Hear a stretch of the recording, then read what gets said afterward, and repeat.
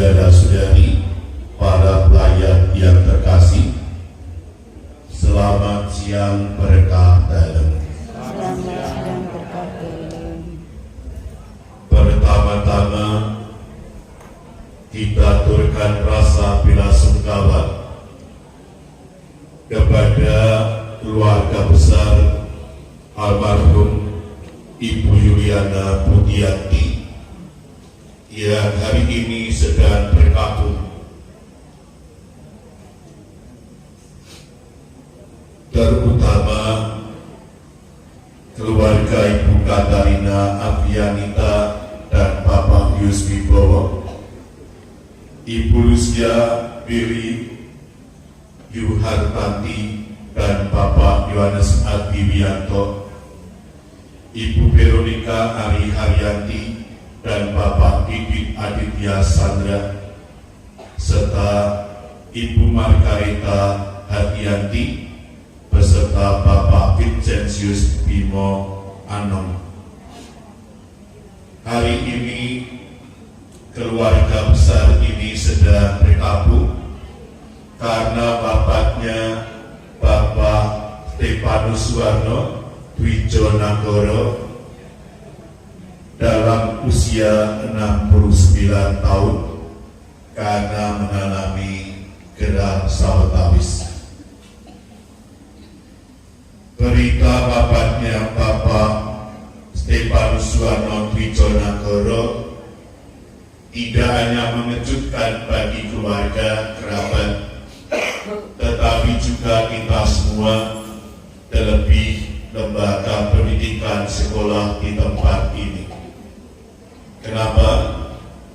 Karena rasa-rasanya secara fisik beliau itu nampak sehat. Memang beberapa hari kemarin beliau mengeluh capek dan dibawa ke rumah sakit. Ada persoalan pada bagian jantung dan tak henti-hentinya keluarga mengupayakan demi kesehatannya, tetapi justru kemarin siang sekitar pukul 10 Tuhan telah memanggilnya.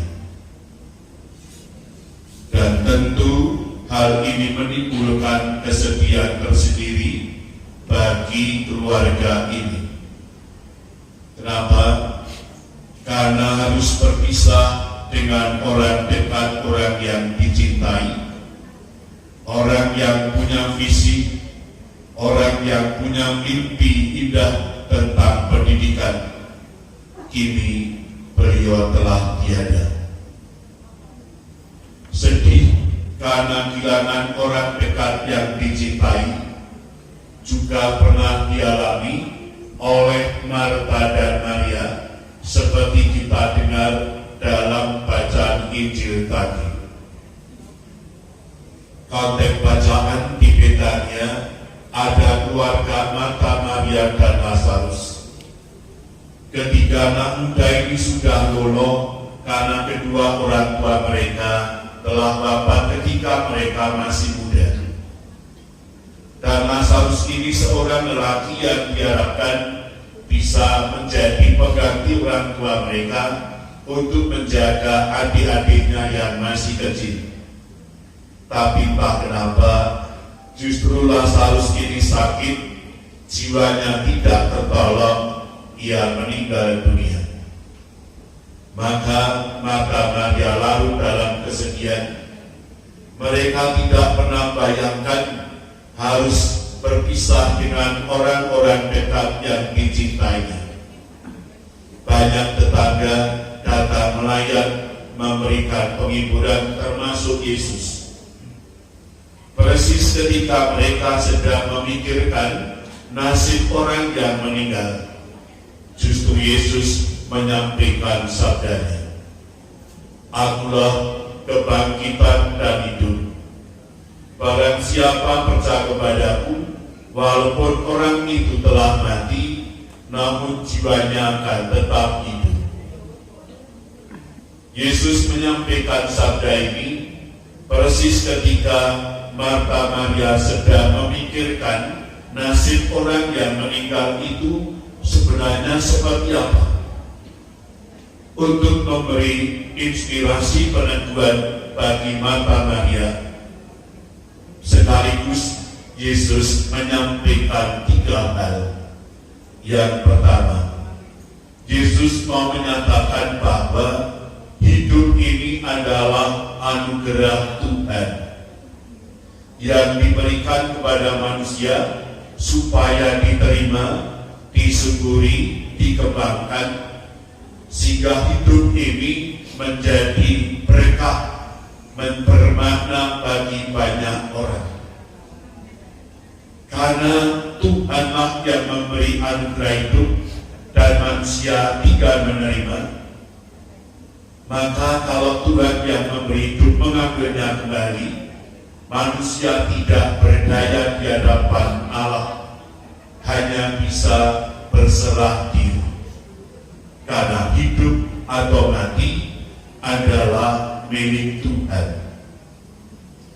Kita menjadi ingat tokoh legendaris dalam kitab suci, yakni Ayub. Ia seorang yang kaya namun sekaligus saleh. Namun ia mengalami nasib yang kurang baik. Seluruh kekayaannya dalam sekejap hilang dirampok orang, dan istri serta anak-anaknya terkena musibah dan meninggal. Ayub sendirian tidak punya apa-apa dan siapa-siapa lagi. Dalam kesendirian seperti itu, Ayub masih bisa mengungkapkan imannya. Tuhanlah yang memberi, Tuhanlah yang mengambil, terpujilah nama Tuhan. Ayub bisa mengungkapkan sikap iman seperti ini karena sadar bahwa hidup ini adalah milik Tuhan.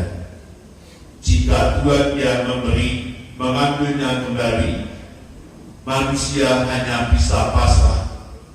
Ayub tidak menyalahkan orang lain, juga tidak menyalahkan Tuhan. Ia justru dalam kesedihan memuji nama Allah. Yang kedua, Yesus mau menegaskan pula bahwa hidup di dunia ini hanyalah sementara. Itu artinya tidak ada orang yang akan hidup selamanya di dunia.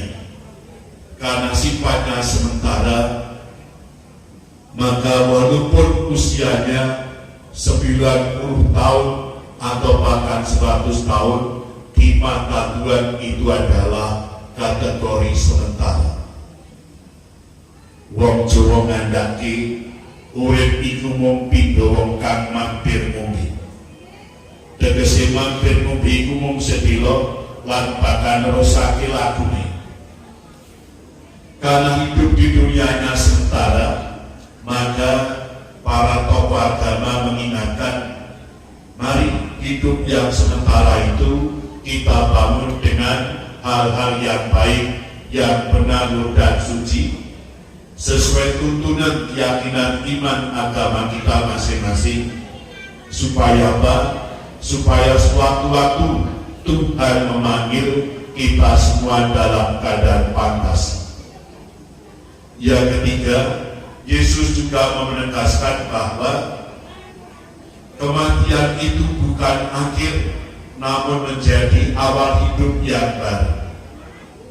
Kenapa? Karena orang yang meninggal itu sebenarnya hanya beralih dari hidup di dunia kepada hidup abadi. Raganya yang sudah tidak mampu menjalankan fungsinya memang akan ditinggal dan dikubur, dan roh yang ada dalam tubuh keluar. Ia akan memasuki alam hidup abadi, kembali kepada Sang Pencipta. Bapak Ibu, saudara-saudari terkasih, kenapa hal ini disampaikan oleh Yesus kepada Marta Maria yang sedang berkabung? ada satu alasan, yakni karena Yesus prihatin ada sebagian orang memandang bahwa hidup itu adalah hak dirinya sendiri dan tidak pernah bayangkan bahwa hidup itu ada kaitannya dengan Tuhan. Karena merasa hidup ini adalah miliknya sendiri, maka terkadang orang tidak pernah memikirkan tentang hidup setelah kematian dan juga tidak memedulikan membangun hidup keimanan keagamaan. Karena yang dianggap konkret adalah hidup sekarang ini dan tidak pernah memikirkan bahwa setelah kematian ada hidup baru dalam roh. Dan ini disayangkan. Karena menganggap hidup ini bukan anugerah Tuhan, maka ia juga menyanyiakan hidupnya. Baru ketika orang menghadapi kematian secara personal, ia diliputi ketakutan yang luar biasa. Maka atas dasar keberanian itu, Yesus menyampaikan sabda-sabda tadi. Harapannya apa? Pertama, supaya orang menerima, mensyukuri anugerah hidup yang diberikan Tuhan dengan membangun hidup yang baik supaya hidupnya bermakna menjadi berkat bagi banyak orang. Yang kedua, Yesus berharap agar kita yang masih menapaki perjalanan hidup di dunia ini, semoga setia bangun hidup yang baik, yang benar, lurus dan suci, agar sewaktu-waktu kita dipanggil oleh Tuhan dalam keadaan pantas. Bapak Ibu, saudara-saudari terkasih, hari ini kita dihadapkan peristiwa wafatnya Bapak Stefanus Suwarno Dwijonegoro. Ia pernah menerima anugerah hidup dan ia terima, ia syukuri dan ia kembangkan baik di tengah keluarga, gereja, masyarakat, dan terlebih di lembaga pendidikan. Hidupnya nampak lemah rapuh, namun menjadi inspirasi, menjadi berkat bagi banyak orang. Kini bagaikan orang yang ikut lomba lari. Kemarin siang pukul 10, ia telah memasuki garis finish. Perjalanan hidup beliau sudah selesai, sudah cukup, dan kini ia telah beralih dari hidup di dunia ini kepada hidup alam abadi. Raganya akan ditinggal, tetapi roh jiwanya akan menyatu kembali kepada Sang Pencipta, yakni Tuhan sendiri. Maka Bapak Ibu, saudara-saudari, para pelayan yang terkasih, momen wafatnya Bapak Stefanus Suwarno Dwijonegoro menjadi kesempatan baik bagi kita. Untuk apa? Untuk introspeksi mawas diri, bahwa ternyata kematian bisa datang sewaktu-waktu. Tuhan bisa manggil siapa saja dan tidak harus menunggu usia tua. Bisa juga hari ini kita melayat mendoakan almarhum, bisa juga besok siang kita didoakan seperti ini karena dipanggil oleh Tuhan. Maka gereja mengingatkan, mari kita bangun hidup yang baik, yang lurus dan suci, supaya sewaktu-waktu kita dipanggil oleh Tuhan dalam keadaan pantas. Juga marilah kita berbela rasa kepada keluarga yang sedang berkabung, sambil mengenang mendoakan orang-orang yang telah meninggal, supaya mereka selalu kita kenang, kita doakan, sehingga rohnya senantiasa mendapatkan rahmat pengampunan dari Tuhan.